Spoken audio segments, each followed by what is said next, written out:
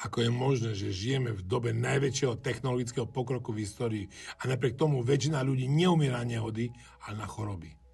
Podľa Svetovej zdravotníckej organizácie je približne 75% úmrtí spôsobené chronickými ochoreniami. A teraz otázka, prečo?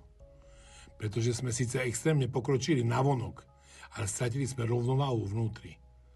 Máme lepšiu nemocnicu, lepšie lieky, lepšie technológie, ale zároveň máme viac stresu, viac tlaku, viac úzkosti, menej pohybu, menej prirodzenosti.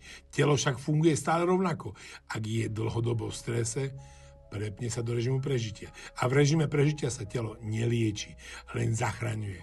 To znamená horšia regenerácia, oslabená imunita, hormonálna nerovnováha. Ak to trvá mesiace alebo roky, vznikajú chronické problémy. Technológie nám síce predĺžili život, ale nenaučili nás, ako ho reálne žiť. Nenaučili nás pracovať s hlavou, s emóciami, s energiou. A práve tu je ten rozdiel. Ja sa dlhodobo zameriam na jednu vec. Vyčerpanosť energie. Pretože keď telo nemá energiu, a hľadám prečo, nedokáže sa regenerovať. A keď sa neregeneruje, postupne sa rozpadá. A tomu dnes hovoríme chronické ochorenie. Som Tibor Michalko a vymyslel som metodiku Kód víťazov, ktorá spúšťa regeneráciu opäť v tele a telo začína sa posilovať a vytvárať podmienky na to, aby sa vyliečilo z čohokoľvek.